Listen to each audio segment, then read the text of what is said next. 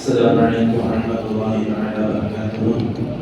الحمد لله رب العالمين والعاقبة للمتقين والصلاة والسلام على سيدنا محمد وآله وأصحابه أجمعين. أما بعد، أعوذ بالله من الشيطان الرجيم. بسم الله الرحمن الرحيم.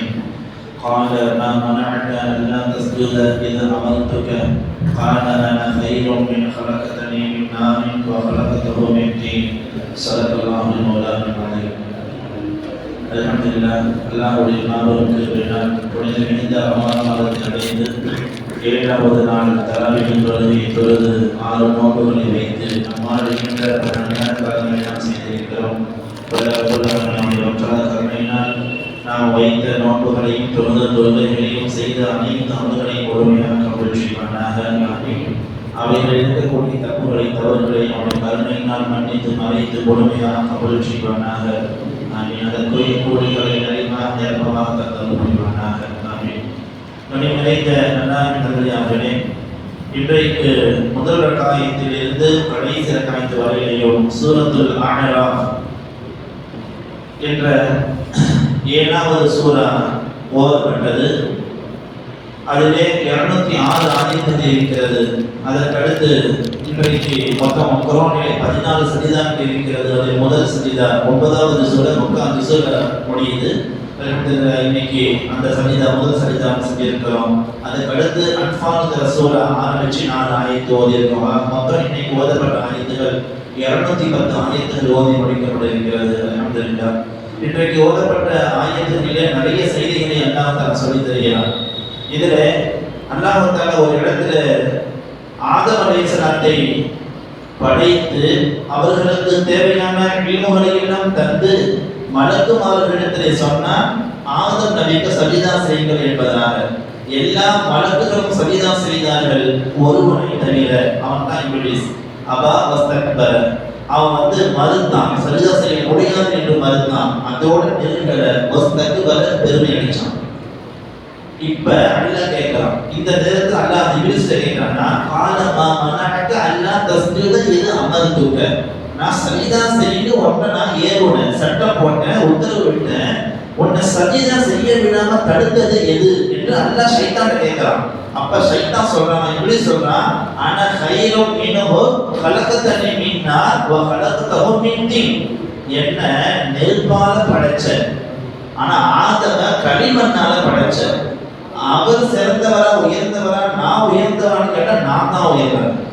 இப்படி வியாக்கியானம் பேசுறேன். யார்கிட்ட பேசினாங்கிறதே மாந்து பேசுறேன், ரப்புட்ட பேசுறேன். ரப்பு கேட்கிறேன், நான் சஜிதா செய்ய சொன்னேன், எல்லாம் சஜிதா பண்ணிட்டாங்க, உடனே தவிர ஏன் சஜிதா செய்ய மறுத்தல் கேட்கும்போது நம்ம சொல்ற வார்த்தை என்ன நெருப்பால படைச்ச, நான் எப்பொழுதும் உயர்ந்து தான் இருப்பேன். ஆனா ஆதவ களிமண்ணால படைச்ச, அவர் தாழ்ந்தவர், நான் தான் உயர்ந்தவன் என்று பெருமடிச்சான். ரப்புக்கு முன்னாடி பெருமடிச்சான். அதுக்கு வியாக்கியானம் சொல்லுவாங்க, தீப்பற்றி தீக்குச்சி எடுத்து பத்துனா என்ன செய்ய, நெருப்பு கீழே போகும், மேலதான் போகும். நான் எப்பொழுதும் உயர்ந்தேன், மேல போயிட்டே இருப்பேன் அப்படின்னு ரப்புக்கு முன்னாடி பெருமடிச்சான். என்ன சொன்னா, எனக்கு முன்னாடி நீ பெருமடிக்கிற போ, அவுது பில்லாஹி மினஷ் ஷைத்தானிர் ரஜீம், தூக்கி அந்த அருளை விட்டு தூக்கி போடணும்.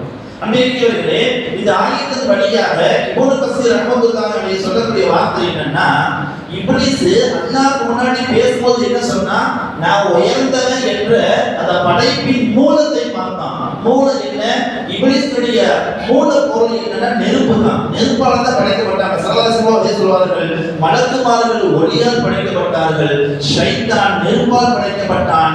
மனிதர்கள் ஆதம் அலைஹிஸ்ஸலாம் முதல் மற்ற மனிதர்கள் அனைவருமே களிமண்ணால் படைக்கப்பட்டவர்கள் என்பதாக நபிகள் நாயகம் ஸல்லல்லாஹு அலைஹி வஸல்லம் சொல்வது போல, இப்லீஸ் என்ன சொன்னா, தன்னுடைய மூல பொருளான நெருப்பை அங்க என்ன செஞ்சான், அவன் நினைச்சு அவன் பெருமை அடிச்சான். அன்றைக்கர்களே, ஆனா இப்னு கஸீர் ரஹ்மத்துல்லாஹி அலைஹி சொல்கிறார்கள், ஷைத்தான் தன்னுடைய மூல பொருளை தான் பார்த்தான் தவிர படைத்த விதத்தை பார்க்கல.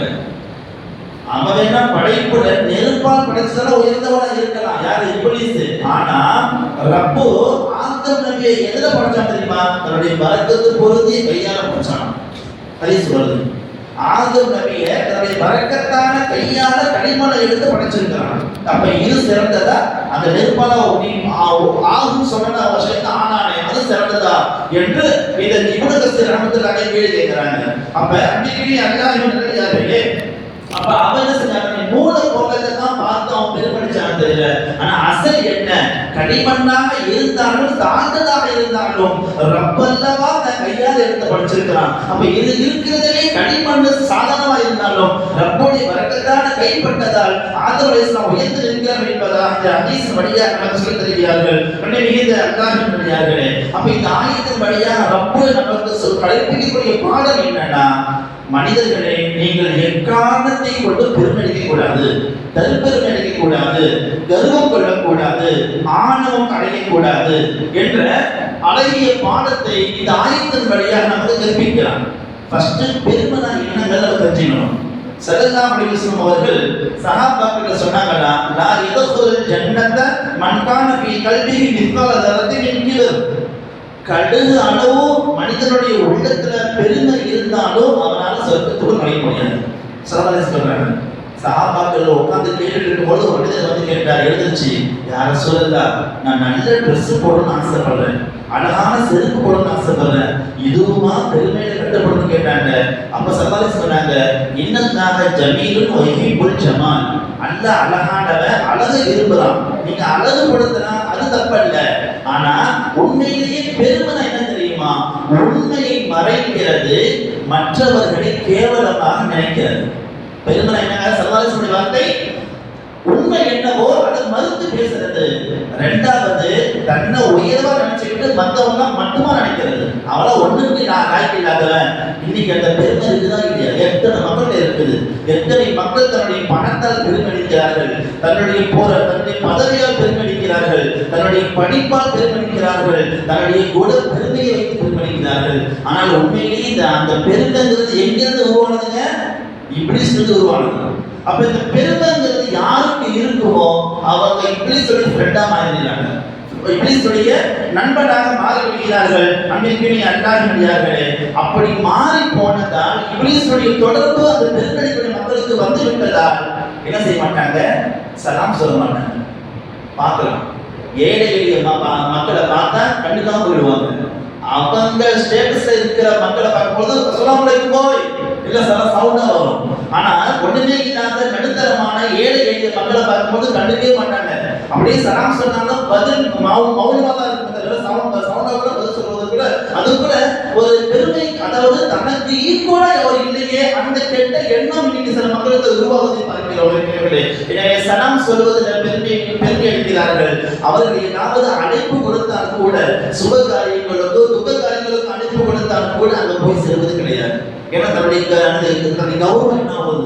நான் போய் அவன் வீட்டுக்கு போனா என்னுடைய பெருமை என்ன ஆகுது, என்னுடைய செல்வாக்கு என்ன ஆகுது என்ற அந்த கேவலமான புத்தி சொந்தக்காரராக சில மக்கள் ஆளாகி போவதை பார்க்கிறோம். நல்லா பாதுகாக்க வேண்டும். அன்பிற்குரியவர்களே, எந்தவித பாகுபாடும் இல்லாத உயர்ந்த மார்க்கத்தில் நாம் இருக்கிறோம். படிச்சவன் படிக்காதவன், பணக்காரன் ஏழை, எந்த பாகுபாடும் கிடையாது. அன்பிற்குரிய சல்லல்லாஹு சொல்ற வார்த்தை என்ன? அன்னையை விட அரபியோ, அரபியை விட அன்னையனோ அஜமியோ உயர்ந்தவன் கிடையாது. வெள்ளைகளை விட கருப்பனோ, கருப்பனை விட வெள்ளையில உயர்ந்தவன் கிடையாது.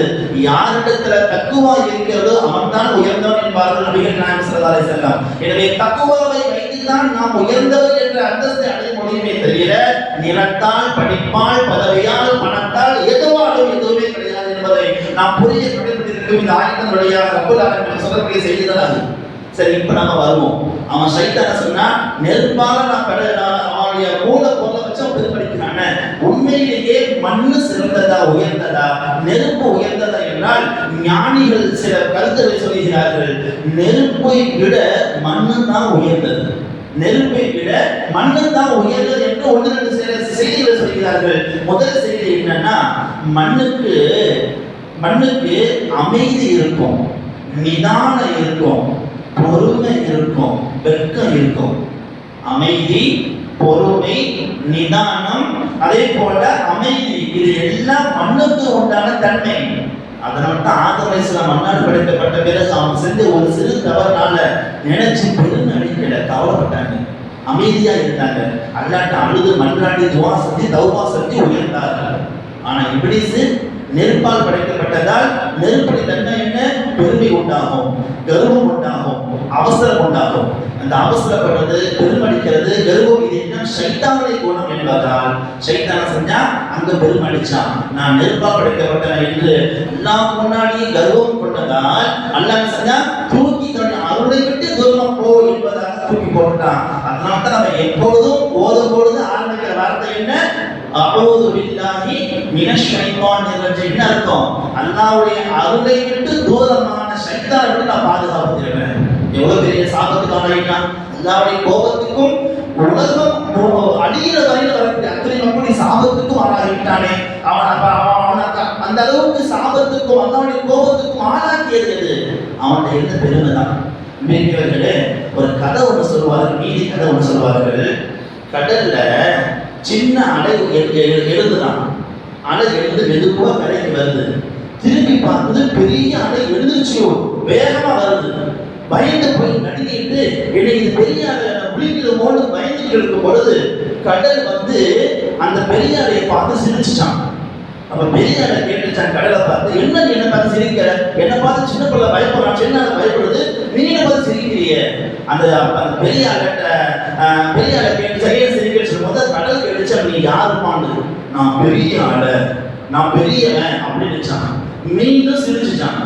திரும்பி சிரிக்க என்ன காரணம் என்று கடலுக்கு பெரிய அலை கேட்டுச்சான். அப்ப சொன்னிச்சான் கடலு, நீ பெருசுன்னு சொல்ற, ஆனா நீயும் தண்ணி தான். அந்த வயது போற சின்னவன், அந்த சின்ன அலையும் தண்ணி தான். கடலான நானும் தண்ணி தான். நம்ம எல்லாம் ஒண்ணா இருக்கும்போது நீ மட்டும் இப்படிவா பெருசா இருப்ப? அவன் சொல்லிச்சான், பெரியவன் சொன்னான், இல்ல இல்ல நான் தான் பெரியவன் சொல்லிக்கிட்டே அப்படி சின்ன அலையை மொழிகிடுச்சு.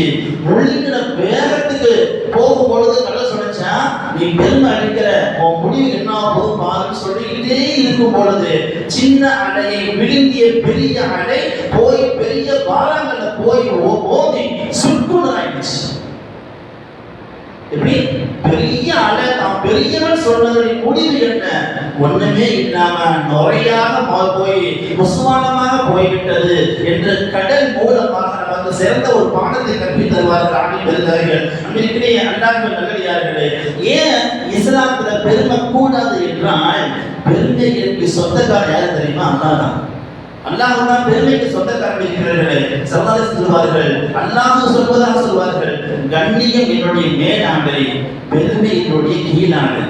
ஒரு மனுஷன் சட்டையில கையை வச்சா கூட பொறுத்துக்குவான், பேண்ட்லயோ லுங்கிலையோ அவுத்து விட்டா பொறுப்பானா? யாருக்குதான் கோபம் வராது? ஏன்? மானம் மானம் பறிக்கப்படுகிறது. அதனால எல்லாத்துக்கும் கோபம் வருவது போல பெருமை யார் அடைகிறார்களோ அவர்கள் அல்லாஹ்வுடைய கீழாடையில் கை வைக்கிறார்கள் என்று அர்த்தம். அப்ப அவர்களுக்கு மீது அல்லாஹ்வுடைய கோபம் கண்டிப்பாக உண்டாகும். நாளை மறுமையிலே அல்லாஹ் ஒரு 3 மனிதர்களை பார்க்கவே மாட்டானா, ஏறெடுத்து பார்க்க மாட்டான், அவங்க பேசவும் மாட்டான். அதில் முதலாவதவர் வயோதிகனான விபச்சாரம் செய்கிறவர், இரண்டாவது பொய் பேசக்கூடிய அரசன், மூணாவது பெருமை அடைகிற ஏழை என்பதாக நபிகள் நாயகம் ஸல்லல்லாஹு அலைஹி வஸல்லம் சொல்கிறார்கள். அன்பிற்குரியவர்களே, பெருமை அடிக்கவே கூடாது. பெருமை அடிப்பேன் என்று நீங்க முன் வந்தா 1-2 யோசிச்சு பாருங்க, 1.5 கிலோ மழை இல்லாம நிற்கவே முடியாது மனுஷனால.